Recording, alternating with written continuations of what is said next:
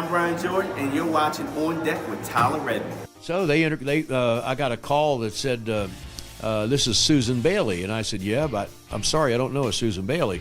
She goes, I'm Henry Aaron's secretary. And I went, yeah. She goes, Henry would like to talk to you. I said, yeah, okay. And he said, how would you like to fly down to Sarasota and look at our pictures? And I said, I would love to. He said, well, when can you do it? Jokingly, I said, tomorrow. He goes, okay, we'll take care of that. I'll meet you at the airport in Atlanta. Susan will have the arrangements. And then I get on a plane with Hank Aaron and fly down to Sarasota. He offers me a job, and I said, well, what team do you want me to manage? He goes, no, he wants you to be a pitching coach. Hi, this is Phil Necro. You're watching On Deck with Tyler Redmond.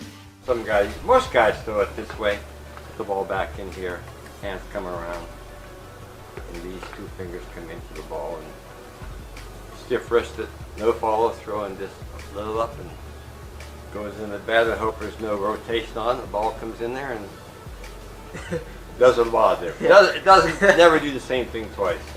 This is Kyle Wright, and you're watching On Deck with Tyler Redmond.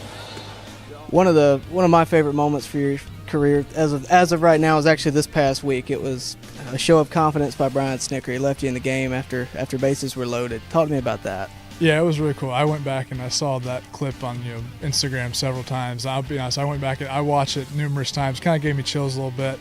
It was just really cool. I was kind of lost my command a little bit there. Still made some good pitches, but was definitely getting a little tired. So whenever he said basically left me in the game, I felt like that kind of gave me what I needed to get me over the hump to make a good pitch, get a ground ball back to me, and get out of that inning. This is Matt Olson. You're watching On Deck with Tyler Redmond. Yeah, it's a pretty cool experience. Not everybody gets this opportunity to kind of set up their roots and be somewhere long term that they grew up and have family and friends. So it happened pretty quick there in spring training, and it was just an opportunity that my wife and I and my family thought that it couldn't pass up. So just jumped on it, and it's been a blast. Says, Chief, why don't you race Ralph Garr? I said, okay. Said, Ralph Garr wants to race you too. So we started on the first base line on the outfield line. We started, bam, took off running. I beat him by 3 foot. Mike Fulton here. You're watching On Deck with Tyler Redmond. I'm Kelsey Wingert, and you're watching On Deck with Tyler Redmond. Hey, this is Andrew Jones. You're watching On Deck with Tyler.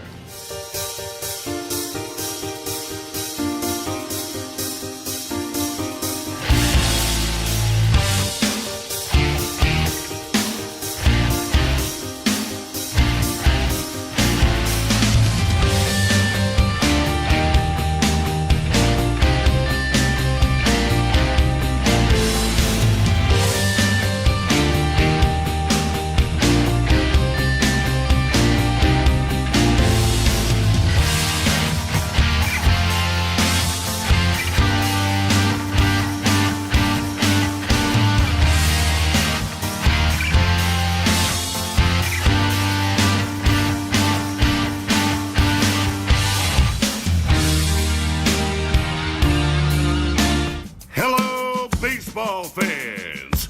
You're watching On Deck with Tyler Redmond.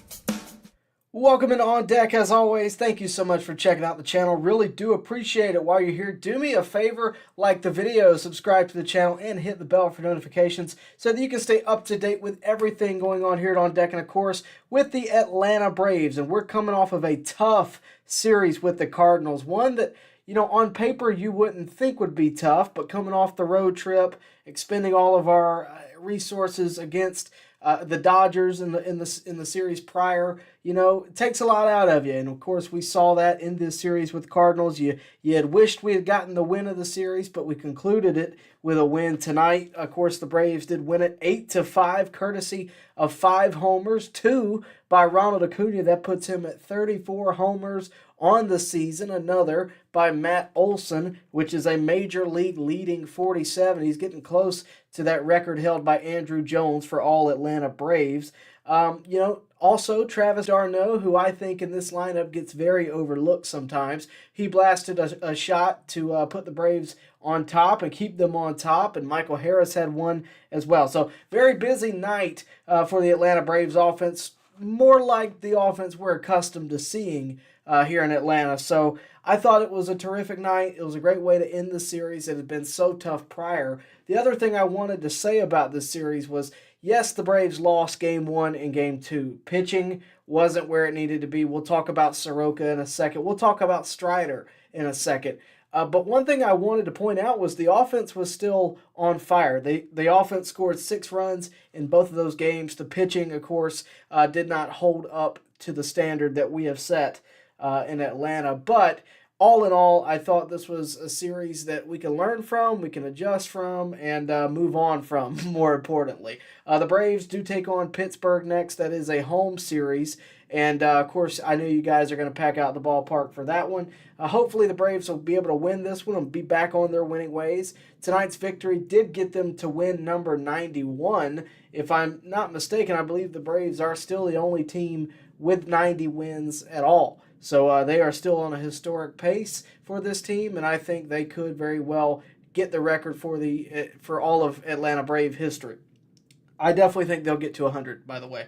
So let's go ahead and reverse course here for a minute and just talk about some of the highlights of this series, some of the bigger news of this series. I wanted to focus on Acuna for a split second. Of course, he hit 2 homers tonight. That puts him at 34 homers.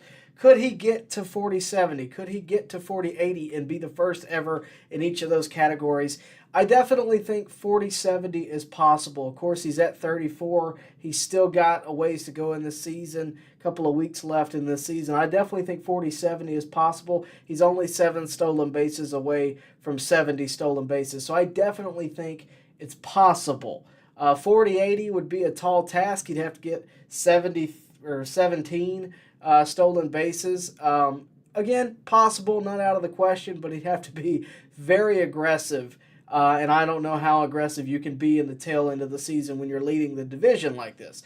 But I have to restate, and I will say this until I get confirmation that it has happened.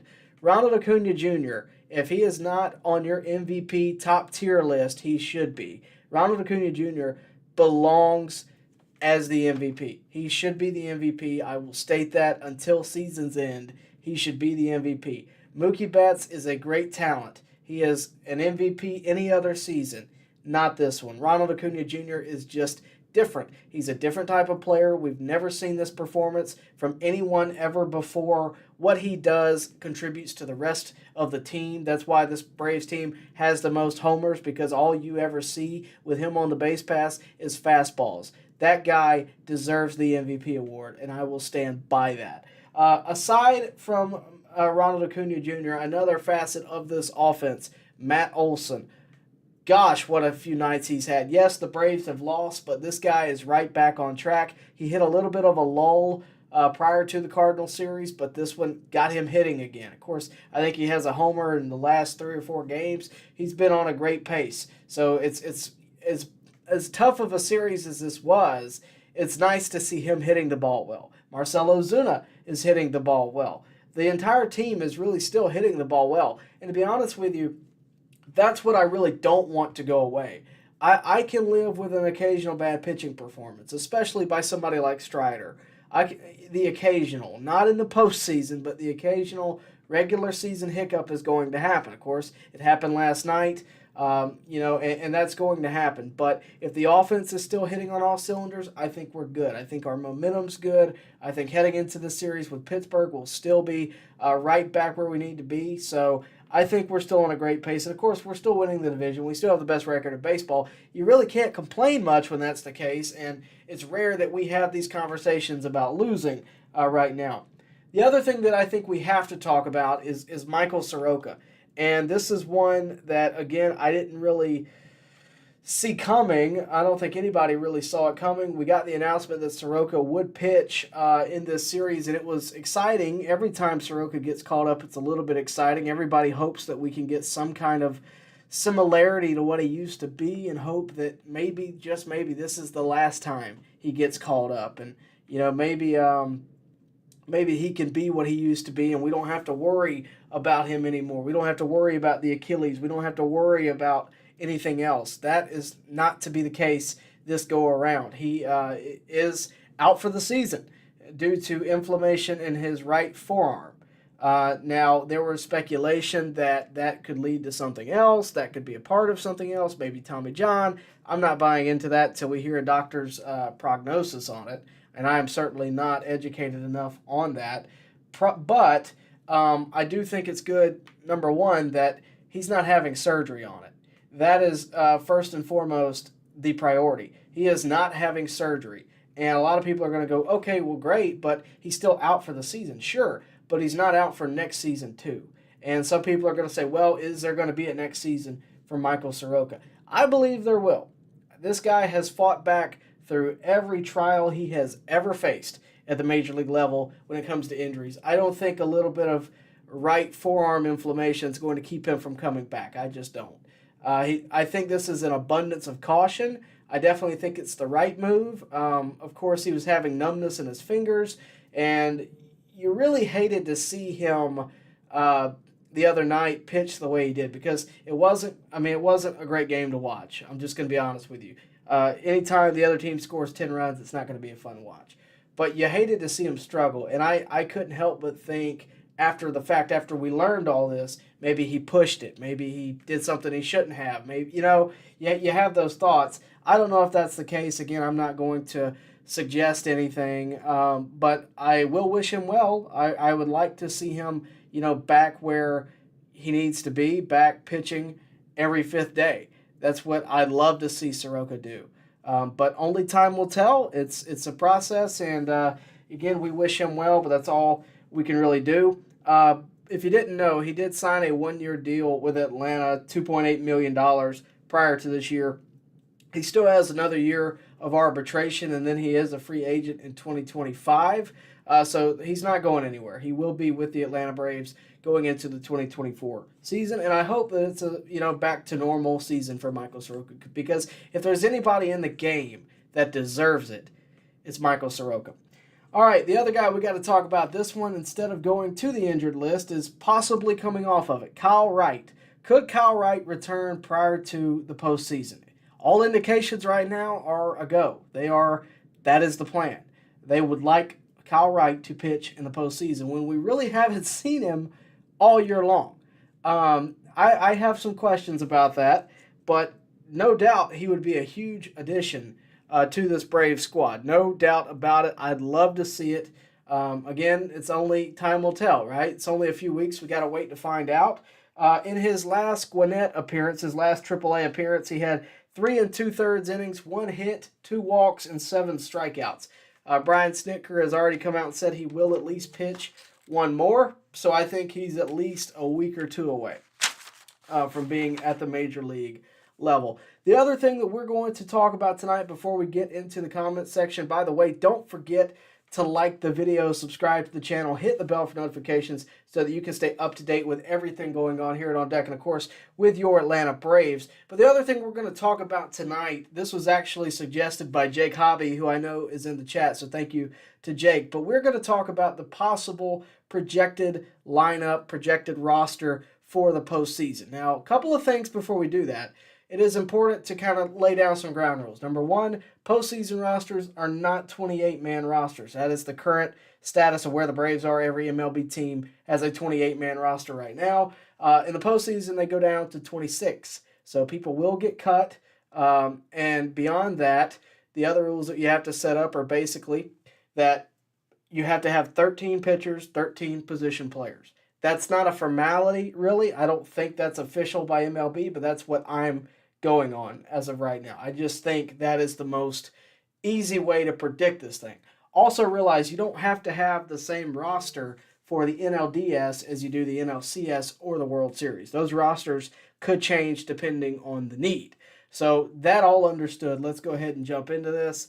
And again, thanks to Jake Hobby for suggesting it. Really do appreciate it. So let's go ahead and start with our position players. So the ones you see on the left here, those are locks. Those are definites. If they're healthy, they're in. Ronald Acuna Jr., Ozzie Albies, Austin Riley, Matt Olson, Sean Murphy, backing him up as Travis d'Arnaud, Marcelo Zuna, Eddie Rosario, Orlando Arcia, and Michael Harris. Now, this pretty much completes your field of 9, and it also adds a backup catcher. So those are your starters. They're your definites. They're not going anywhere. They're basically your everyday starters plus Travis d'Arnaud, which on any other team, let's be honest, is an everyday starter. Beyond that, what I really think they need in this 11, 12, 13 slot is they need an infielder, they need an outfielder, and they need speed, okay? So I present to you what I think they're going to do. I think they're going to bring in Nicky Lopez to cover the infield if anything needs to happen. And, you know, that can change. There's a few other folks that could get that slot. I think he makes the most sense based on what they've done recently. For the outfield, Kevin Pillar. Again, not really a surprise there. I think Kevin Pillar has been a solid guy to go to when someone needs an off day, if someone was to get hurt. I think, you know, not to mention he's got veteran experience. I think he's a solid guy. Now, the one that's going to make you raise your eyebrow a little bit is Forrest Wall. And I understand why. Forrest Wall's not exactly a guy that a lot of folks would say belongs on the postseason roster. He hasn't, quote-unquote, earned it. I already read this. I think Forrest Wall makes it. And a lot of you guys are going to say, why? Number one, his speed. It's his speed. That's it. And a lot of folks might say, well, they're not going to just bring in a guy for speed. Let me present to you Terrence Gore. If you don't know who Terrence Gore is, Terrence Gore was on the 2021 World Series team. I believe he had one stolen base attempt, and he didn't get it. But they brought him on the roster because stolen bases in the postseason could be very important. Everything is magnified in the postseason. So Forrest Wall is my pick. I'm going to give you one last look at this, and feel free to pause it, share it, whatever you want to do. But this is who I think will be starting out in terms of the Braves postseason prediction roster. This is what I think your position players will look like. Not a lot of surprises here. I think Forrest Wall is pretty much your only one that's going to be like a hot take. But I think this is what you're looking at. For pitchers, you get a little bit more diversity here. This is where you can play a little general manager if you want to. Your starting rotation right now for locks, I'm going Max Fried, Spencer Strider, Charlie Morton, Bryce Elder. Okay, not locking anybody else in there. They are not guaranteed. Those 4 are guaranteed. Your bullpen, starting out, no doubt, Raisel Iglesias, righty. AJ Minter, Dylan Lee, definites. All your lefties, including Brad Hand there at the bottom, are going to make it. Your righties, I'm going again, Raisel Iglesias, Kirby Yates, and Pierce Johnson. Pierce Johnson, you know, he's one that a lot of folks might say, I don't think so. But his numbers since getting back to Atlanta, getting out of Colorado, frankly, have been very good. I think he's earned his way to this roster, and I think he's been a very solid hand. We'll see how it plays out in the postseason, but that's what I would go with. Kirby Yates is one that I know a lot of people, question. I think Kirby Yates suffers the most when you bring him in and it's not a clean inning. If you bring him in with runners on, I don't think he succeeds in that environment. I think he's best when you bring him into a clean inning. That's the presentation I would like him to get and start with and have in the postseason. If he's your 7th inning guy, he's your 7th inning guy. Let him come in with a clean inning. His ERA, by the way, is not that bad. I think a lot of people are going to question Kirby Yates. But he's got a 2.68 ERA. That's not terrible. It's better than I think what a lot of people, the general perception is. But that's my take on it. So again, these are who I think your locks are. But, we can talk about it. We can debate it. I think after looking at it pretty intently, this is who I think belongs on there. In terms of who are not locks, this is what I got. And again, this could change. I'm not sold on Michael Tonkin. I put Michael Tonkin in there for long relief. A lot of folks are going to look at Darius Vines and say, why? I think he could potentially be your 5th starter. And the reason I say that is the question circling Kyle Wright. And a lot of folks are going to say, what about Joe Jimenez? I see that in the comment section right now. I hear you, Pete Draper. Keep in mind, this is very early. This is me predicting with what I have right now. I think Joe Jimenez could very well make the postseason roster. I think he might make it over Michael Tonkin. That is what I would probably suggest it would be the competition. Michael Tonkin gives you something that Jimenez does not, and that is long relief. Could Jimenez make it? Absolutely. This is very early on. This is very me just kind of thinking out loud in a lot of ways. Kyle Wright, Darius Vines, I could have potentially put those on the same line because to me they're interchangeable. If Kyle Wright's healthy, it's him, not Darius. So in that sense, yes, Joe Jimenez would make the postseason roster in my opinion. So again, it's still, we didn't know Michael Soroka wasn't going to make the postseason roster till yesterday. Things are going to change left and right as time goes on. So that's kind of what I got for you tonight. We'll, of course, look at the postseason roster whenever it comes out. We might even compare what I got to that and see how good we did, how bad we did. In terms of Jimenez, I definitely think it's possible. Just right now, I look at there's a lot of questions with the starting rotation because you also don't have to have 4 starting pitchers. You could potentially go with 3 if you wanted to. You could potentially go with 5 if you wanted to. You could go 14 pitchers, 12 position players if you wanted to. There's a lot of different ways you could go with. Tonkin and Jimenez over Yates take struggles with consistencies. Yeah, I mean, I can see the argument for either one, really. Tonkin, I think, has struggled more lately. Kirby has, I think, kind of found his way more. And the ERA, to me, for Kirby says a lot. I think, again, you bring him in with a clean inning, I think he's much better. Look, I'm not opposed to Kirby Yates not making it. I just think he will. I just have a feeling that he will, if that makes sense. And I could be wrong. This is me with no knowledge of the inner workings of the Braves. I have no idea what they're planning. This is me just kind of throwing it out there and saying, hey, this is kind of what I think. But that's kind of my take on it. Again, thanks to Jake Hobby for suggesting it. Really do appreciate that. Remember, guys, like the video, subscribe to the channel, hit the bell for notifications so that you can stay up to date with everything going on here and on deck, and, of course, with your Atlanta Braves. And I don't know if you guys have noticed, but we have been doing some different kind of stuff lately here on the channel. We've been working with stuff. YouTube has been basically making new programs, new ways of providing content. And I was never big on doing shorts. It was just never really my thing. I didn't think I could get a point across within 59.9 seconds. Just didn't think I could do it. However, YouTube now lets you link shorts to longer videos. And I don't know if you guys have noticed that, but it's a big help to me because now I can make a short, I can link it to a live stream or to a longer cut video and get my point across and reach new viewers. So we've seen a spike in subscribers, but if you're new here, if you have been looking for a baseball community, we're it. Make sure to like the video, subscribe to the channel, hit the bell for notifications so that you can stay up to date with everything going on here with the Atlanta Braves and, of course, at On Deck. Again, we're going to go through the comment section in just a few minutes. Really appreciate all you guys tuning in. I know it's kind of a late night, so really do appreciate all you guys tuning in. I don't plan to be up very much longer, but again, do really appreciate you guys tuning in. Let's see. Charles Pruitt says, "Hi Tyler, go Braves. Good night for Atlanta." Absolutely, yeah. You hate to lose a series, but if you're gonna lose it, I think it's best to win the last game of it, and they were able to do that.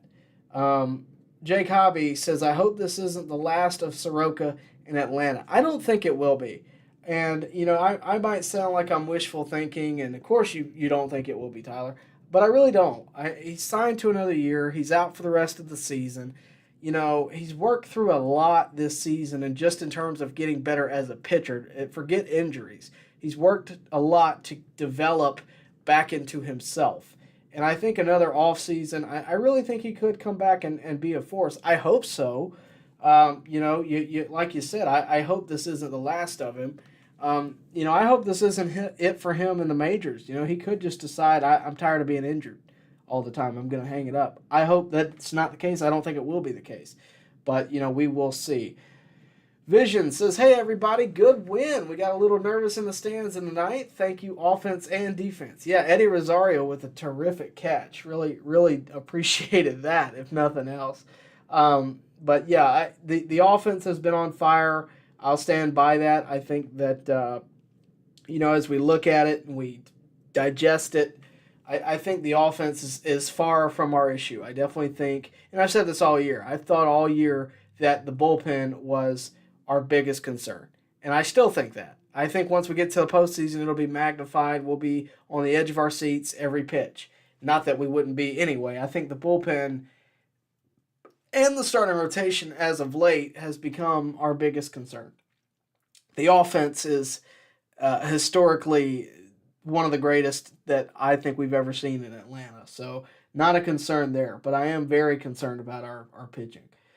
Kevin Hagler, 20 runs in this series is not bad at all. Absolutely not. I mean, 20 runs across 3 games, you'd think we'd won them all, I mean, that's kind of where we're at. So, let's see. Derek Smith, Soroka is going to have a normal offseason for the first time in ages. I like the chances of that. Well, that's what we thought. I don't know with the current situation with the inflammation. I don't know that he will have a normal offseason. I certainly hope he has a normal offseason. I mean, that would be ideal. I don't know how long, I don't know how long it'll take to get him healthy again where he can throw. The most important thing there, again, is that he's not having surgery. I mean, and a lot of people are kind of just overlooking that. He's not having surgery, which helps on a number of things. He doesn't have to be out for, at near as long. He doesn't have to go through the surgery. He doesn't have to, that is something. It's unfortunate that it ended his season, but I also think that it ended his season, and I said this earlier, I think it ended his season in an abundance of caution, because if you're the Braves, right, Soroka's not exactly pitching. Let me put this down here. Soroka is not exactly pitching, stellar baseball this year. He's just not. So why risk putting him out there, and hurting himself further if he's got inflammation, if his numbness in his fingers, whatever the case may be? I definitely think there's a serious issue here, but I also think that it's partly they don't want to push him any further than need be because of the history, which I think is fair. But that's my take on it. Hato Mato, do you think Acuna gets 6 more homers for the 40-60 stolen base season? I suggested earlier that I think he could get to 40-70. He's only 7 stolen bases away from 70. How many more games does he got to do? Let me. What's their record right now? No, we're in the part now where I can kind of pause and think. All right, let's see. So 91 plus 48. Somebody do that math. So 99 plus 40. They're at 139. Or 139? Yeah, 139. So they got about 22 more games. So he needs 7 stolen bases in 20 games, 22 games maybe. And he needs 6 homers in that amount of time. I definitely think he could do it. And if I look at their schedule real quick, they got Pittsburgh, who is not exactly having the best season. They got the Phillies. They got the Marlins, who we know historically speaking Acuna crushes. The Phillies again. The Nationals, who I think he could absolutely splurge on. The Cubs, which will be competitive. He might get 1 there. And then the Nationals again. So the good news is if he's sitting at 39-68, he's going up against the Nationals for the last 3 seasons, or last 3 games. So I definitely think that he's going to be going for it. But I just hope he, keeps it within himself and doesn't get hurt. Because at the end of the day, 60-70 or 40-70, 40-80 is great and all, but I don't, need him getting hurt prior to the postseason. But I definitely think he could do it. I'm sure he's thinking, man, if I had just stolen that base, I'd be 1 closer, or, earlier in the season. I'm sure there's some thought there of that. Let's see. Shadow Ninja says Marcell Ozuna is coming back to life. Shadow Ninja, I got some breaking news for you. Marcell Ozuna has been back to life. Marcell Ozuna has been more like himself this season than he has for the past 2. He has looked absolutely phenomenal. You can tell he's back. I don't know what's going on in his personal life, but I'm happy about it. I mean, I am happy for him because he has. We all know he's gone through it. Everybody is aware of it.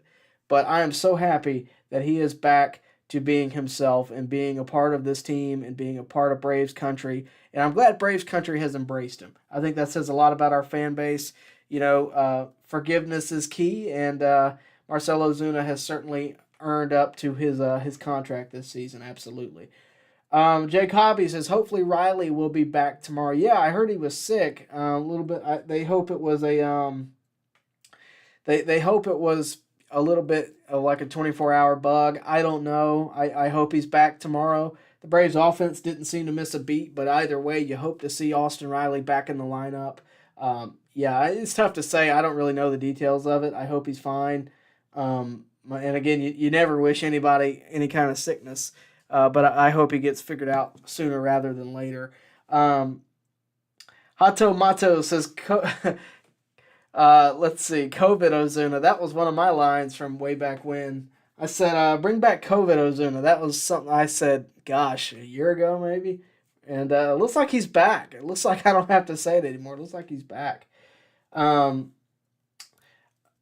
Hato Mato also says Acuna is a lock for MVP. I think so too. You know, MLB's hyping up Mookie Betts. I'm not saying Mookie doesn't deserve it. I'm just saying he doesn't deserve it over Acuna. I think everybody kind of knows at this point who's the MVP. And if they don't, they should educate themselves.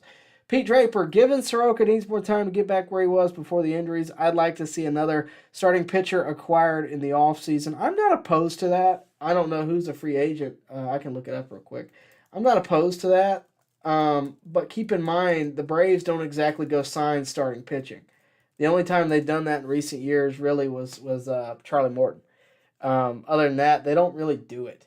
And Morton kind of gave them, I hate to say a deal, but he's got history with the organization. For me, I don't know. I don't see them doing it because they have so much pitching within. I mean, you look at our top prospects, they're all starting pitchers. Just to name a few, Darius Vines, A.J. Smith-Shawver, younger than that, but not too terribly far away. J.R. Ritchie, who's done an interview on the channel. You ought to go check it out. Owen Murphy, both first-round draft picks. Cole Phillips, who is a great talent, second-round pick. They have a lot of pitching depth that you don't know about yet. And I don't know that they're going to go out and get a starting pitcher when they can spend money elsewhere and reallocate those assets. But just to, why not? Free agents, this says, what in the world? Is he a free agent? I don't think so. Some free agents this year, let me see if I can find it. Free agent, starting pitcher 2023, Shohei Ohtani. It's not going to happen. Carlos Rodon, Chris Bassett, Clayton Kershaw, not going to happen. Nathan Eovaldi, Sonny Gray, Aaron Nola. I just don't see any of those happening. And look, this is me just kind of looking at it, from afar more than anything. Let's see. A guy named Nick. Well, Nick, good to be with you, man. He said, this was a difficult series to watch. Glad we salvaged the last game.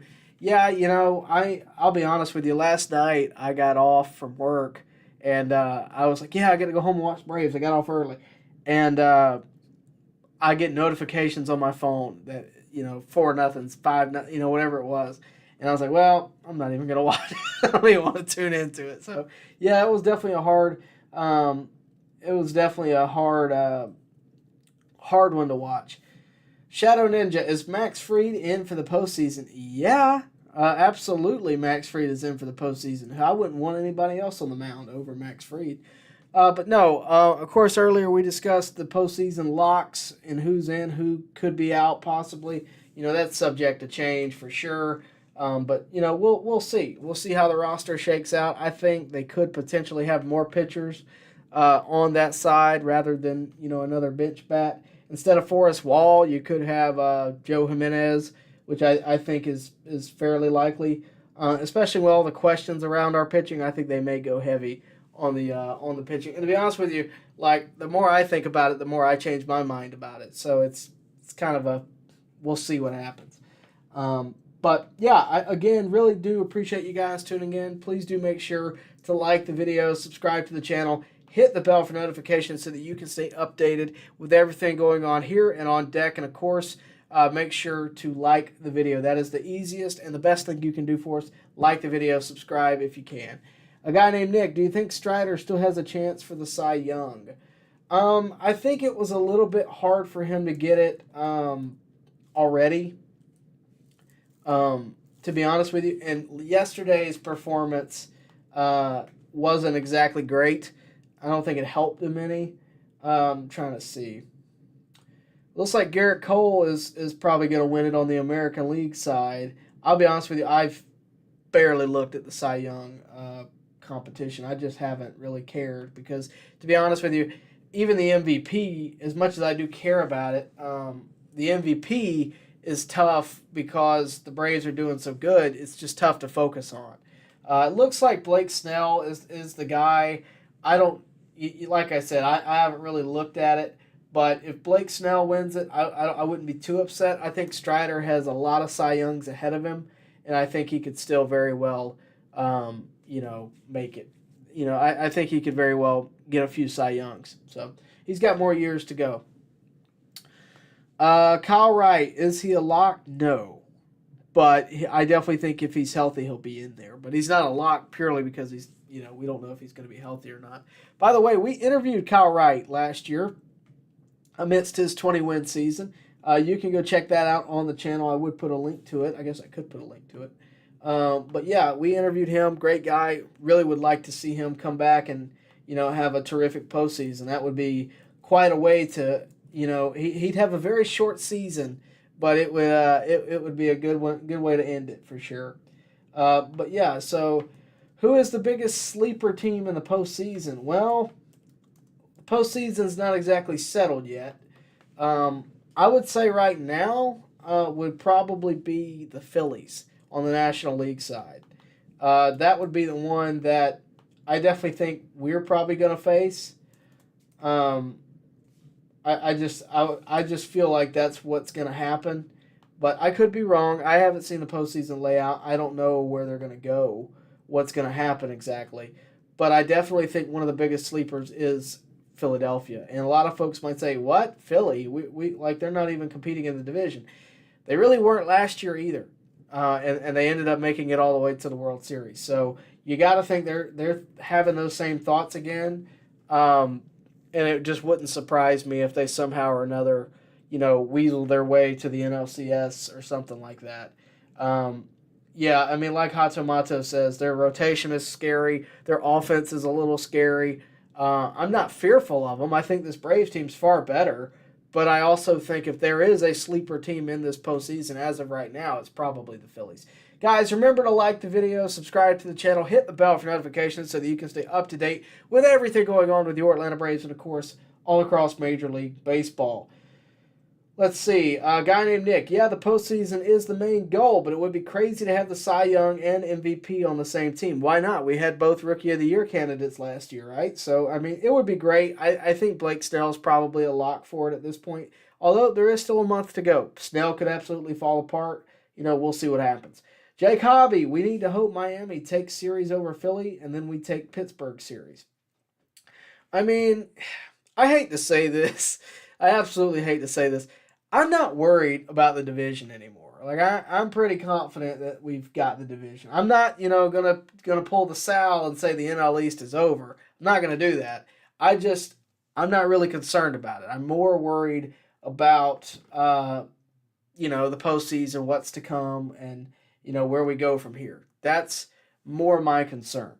Do I think that the Phillies could potentially make a scare? Yes. But that's for the postseason to worry about because the Braves currently, I think it's a 20-game lead, if I'm not mistaken.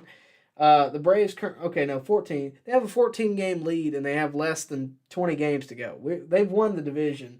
I haven't done the magic number yet. I don't know where it is, but I'm sure it's getting low. I'll just put it that way. The Braves can't be that far away from clinching the division. So for me, I'm more worried about what happens once we get to the postseason. I'm worried about keeping guys healthy. And right now, that is primary concern when you already have Soroka gone now. Riley's gotten sick. Not that that's an injury, but I want to keep guys healthy. I want to make sure they're ready to go. Joe Reese, if AA wasn't so worried about Soroka's service time and let him pitch in a normal season in Atlanta, his season might not have turned out different. instead of bouncing him like a yo-yo. I disagree, and I know where you're getting that from. I saw an article about it that it's greedy that they're doing this. I think the Braves want Michael Soroka to succeed in every way, shape, or form. I think they want him to be who he was, if not better. I think that Soroka got more than a few chances to try and show that he belonged in that five-man rotation. He wasn't there. There was not a time where he pitched that I felt good about it, that I felt, yeah, Soroka's back. He might have had 1 or 2 games, but there wasn't a moment where I felt he can do this every 5 days. There just wasn't. And the reason I know that is the moment he went to the minors, he was great. The moment he came back up to the majors, he just wasn't. And that's not an injury thing. That is a talent level thing. And I think Soroka is fully talented. But when you're giving up the amount of homers that he was giving up the other night, that's been a trend all year. That's not one game. I don't think it's greedy. I don't think it's about him, in the service time. I just don't think so. I think they want Soroka to improve. And, because let's be real, guys, if Soroka was pitching to the level where he was a few years ago and was a great 5th starter, we wouldn't know who Darius Vines is yet. We wouldn't know. I think he would still, be in that rotation spot, and it wouldn't even be a question. Unfortunately, that hasn't been the case. A guy named Nick, how do you think we would match up against a team like Baltimore in the World Series? That's a good question. It's hard to say because Baltimore, to me, is akin to the Braves in 2018. I think the Braves are more on the level of the Dodgers now of that year. I think we're the powerhouse, and I think we will be for a few years. But Baltimore is climbing fast. I think they have a good organization. I think they have good players. I think they have a good young organization. And I think they're going to get better over the next few years. In terms of how we match up, I think our depth is better than theirs. And all due respect, I just think we're more complete than the Orioles are. I think the Orioles have a good foundation, and I think that's where the difference is. That's not to say they couldn't be dangerous in a postseason series. I definitely think that too. I just think that if you're going to compare the two, the biggest difference is the depth. But, we'll see what happens. I think they could attack in the offseason, maybe go out and get some players to kind of complete it. But I think they're dangerous, But we would have to, the first time we'd match up with them would be the World Series. So, Kevin Hagler, Soroka could be a quality 1 to 3 inning reliever. He could be. You're referring to like a Michael Tonkin. I'm with Corey Carter on that one. I don't think he can get up and down like that. I don't think he can pitch every day. I think he's once every 5th day type of guy. I think he's a starter. I've always thought he's a starter. I just think he's not there. He's unfortunately. I like Soroka. I have covered him now all throughout the injury. I would love nothing else than for him to return and be who he used to be. It couldn't happen to a nicer guy, unfortunately. I would love Soroka to come back and be what he used to be. It's just not right. It's just not right now. And, we'll see what happens. I think 2024. The good news is for him, for you guys that are saying that the Braves are being greedy, here's the good news. Soroka, if he comes back next year, pitches well, has a great year, he's a free agent 2025. So if he feels that way, he can walk away and go to another team.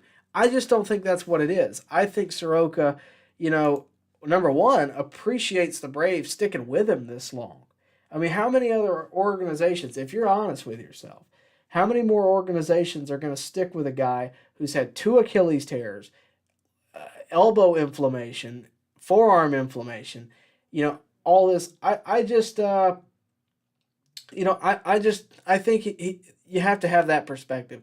And to be honest with you, I think he has that perspective. And the reason I think so is he told me that's his perspective. I literally just quoted him.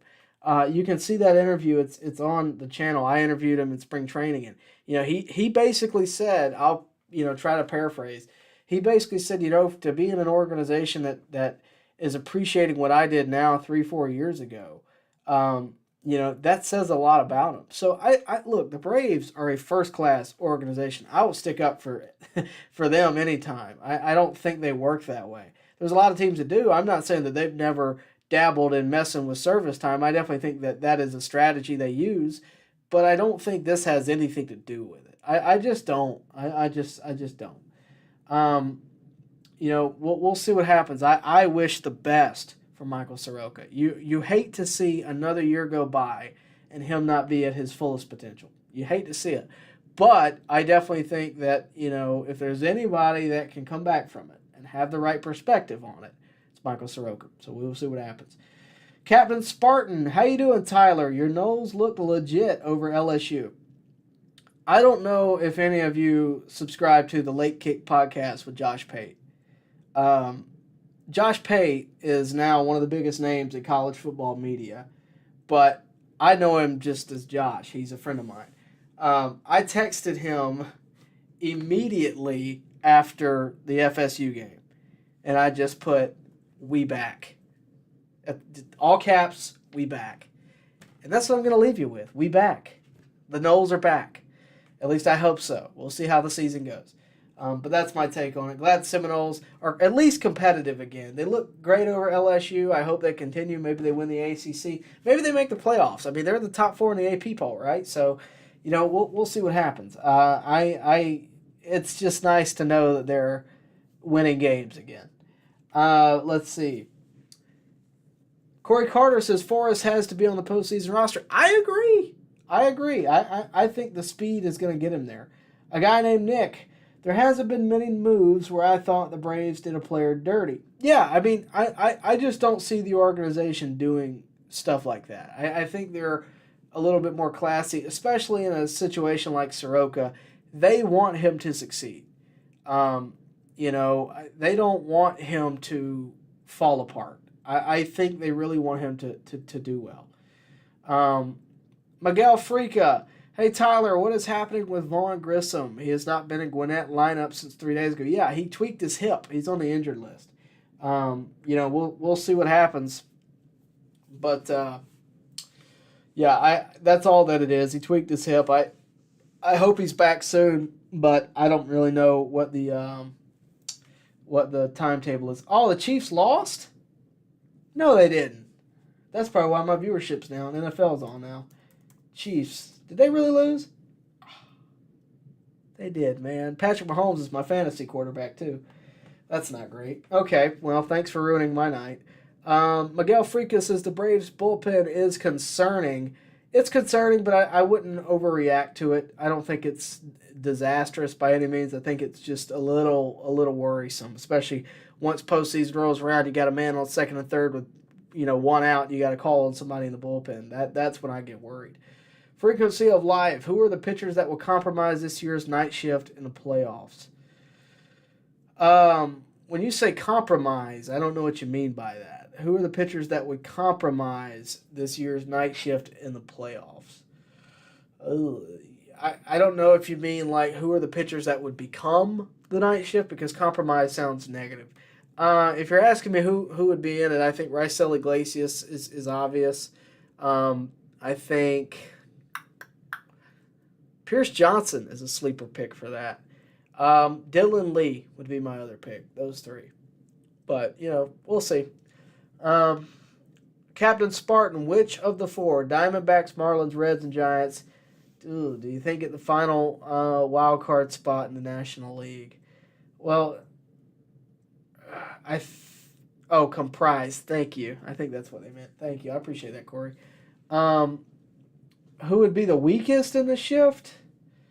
Oh, gosh. Let me answer one question at a time. Let me focus. Captain Spartan, which of the 4, Diamondbacks, Marlins, Reds, and Giants, do you think get the final wild card spot in the National League? I don't know where they sit right now. You know what? Let me do my handy-dandy Google real quick.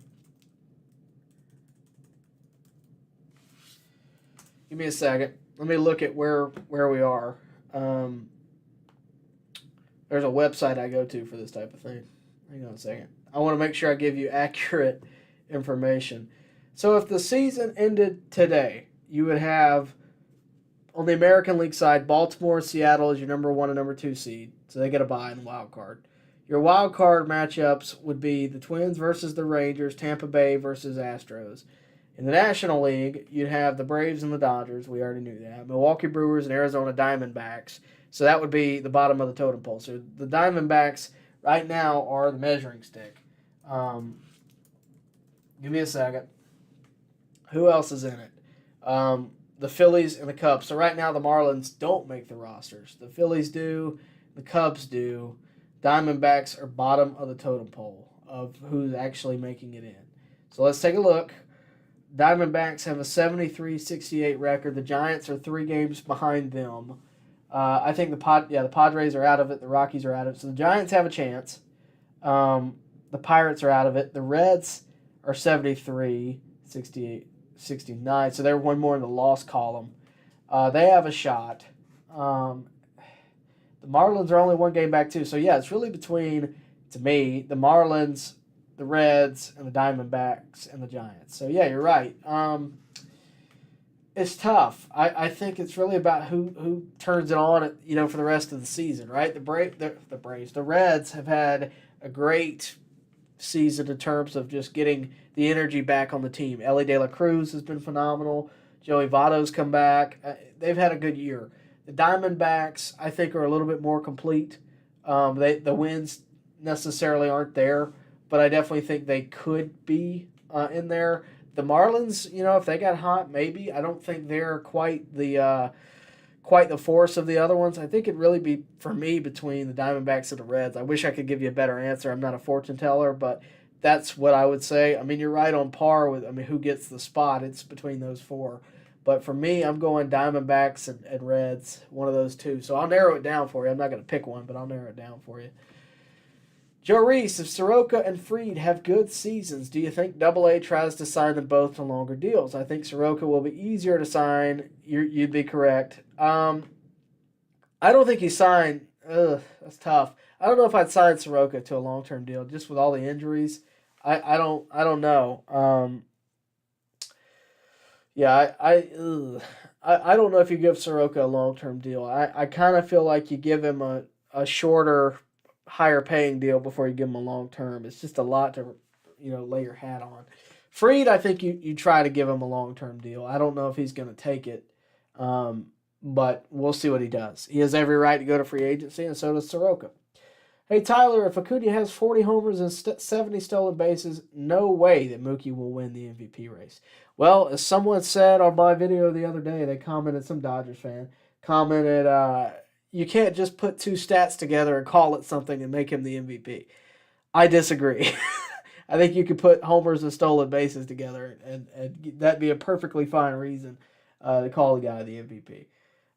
Corey Carter, Tyler, jump in my fantasy league next year, man. I'll cover your buy-in and give you the winnings? Wow. Okay, I'll take you up on that. Yeah, I'll take you up on that next year. Remind me, because I will forget. I'll gladly take you up on that.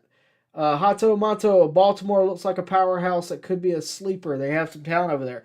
I don't think they're a sleeper, man. They're like the number 1 projected team in the American League. They have a first-round bye in the American League. Yeah, they're the number 1 seed in the American League. I don't think they're a sleeper by any means. They're a threat. We'll see what happens once we get there. But, we'll see. Corey Carter, I wonder if Charlie comes back next year. He still has those RPMs. Yes, I've kind of gone back and forth on it. Originally, I had said that I thought he might hang him up, but he's been really good this year. I mean, he has every right to make that decision on his own.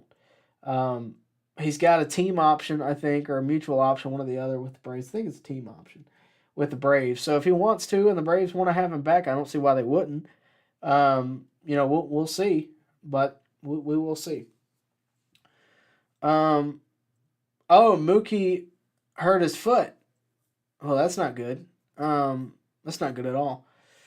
Captain Spartan, with the Diamondbacks calling up Jordan Lawler, does that hurt or help our chance of trading for Drew Jones in the future? I don't know that. I would love to get Drew Jones. I'm a good friend. I wouldn't say I'm a good friend, but I really like Andrew. Just we follow each other on Twitter, which is like the coolest thing ever, by the way. But I really like Drew Jones. I like him as a talent. And if he's anything like his dad, I mean, I'd love to have him in a Braves uniform. But I don't know. I don't see that being a goal, and the Diamondbacks aren't exactly fading out. They're getting better. I don't see them trading that. I just don't see that. I would be very surprised if they got him in a trade, especially to the Braves. I would just be very surprised.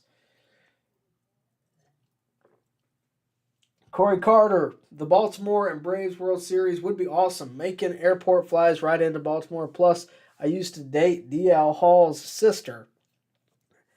D.L. Hall. Used to date his sister. Can she hook us up, Corey? Can she hook us up? That's what I'm going to ask you. Can she hook us up in Baltimore? Because I did not get to go to a World Series game, and I consider that a travesty back in 2021. So unless she can hook us up, she's dead to me. We're going to wrap it up here in a second. Really do appreciate all you guys tuning in tonight. It's been fun. I know it's late, and this was kind of very impromptu, but really do appreciate all you guys coming in tonight. Really helps the channel grow and all that good stuff. The channel's growing, by the way. We're really close to 5,000 subs. That's the goal. That was the goal before the end of the season, and we're going to bypass that, I think, by a good margin.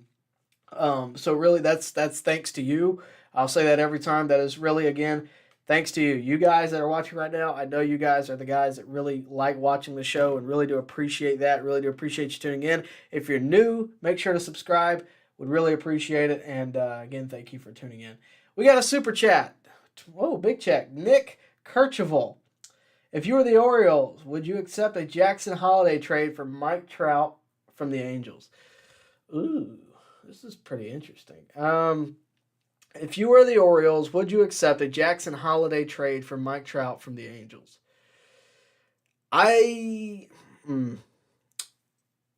That's tough. I mean, it's really tough because you're talking, I mean, they're two opposite sides of the coin because Jackson Holiday has all the potential in the world, right? Mike Trout is one of the best players in the game right now. That's really hard. I'm gonna say no, and that might be a hot take. I'm gonna say no because the future is, to me, seems brighter with Jackson Holiday than it does with Mike Trout. I think Mike Trout will get the Angels a haul. If I'm Mike Trout, I'm doing everything in my power to get out of there. But also Trout is, he's getting older. I hate to say it. He's getting older. He's got injuries. He's gonna have back problems. I don't know that losing Jackson Holiday would be worth, I don't think so at this point. Everybody has a point where they're not who they used to be in terms of their ability.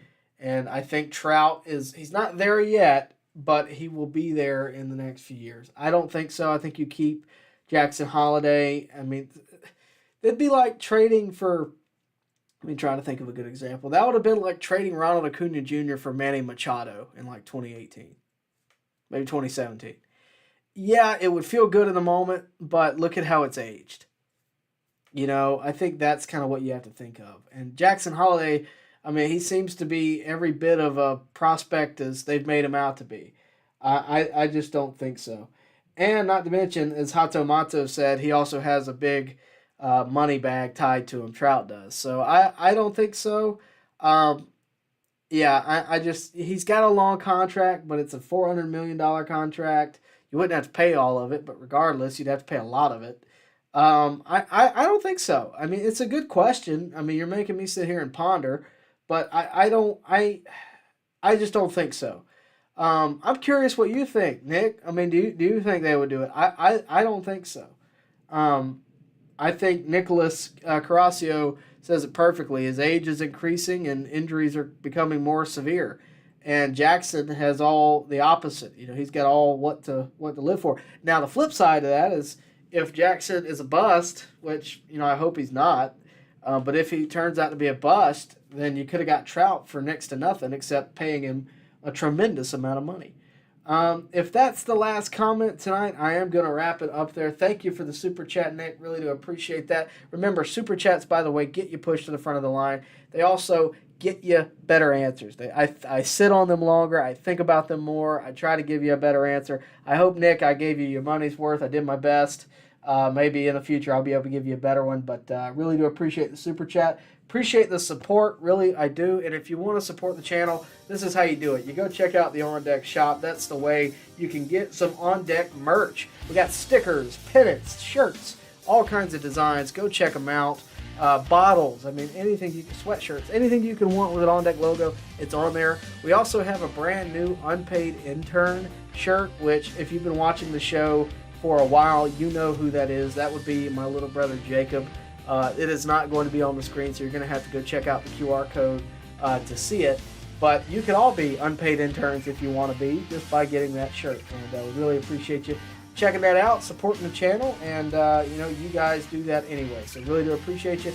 And again, check out the On Deck shop. That's the QR code, but it's also on every video. It's right over there. But yeah, go get some On Deck merch. If we ever see each other and you happen to be in an On Deck shirt, you're best friends with me now. So just keep that in mind if you ever get the opportunity. A lot of you guys, again, go pack out the park. Braves versus Pittsburgh. Let's get the momentum back and keep it going. So really do appreciate you tuning in, and we'll see you next time right here at On Deck. Baseball fans, make sure you like and share this video and subscribe to this channel. As always, thank you for your support.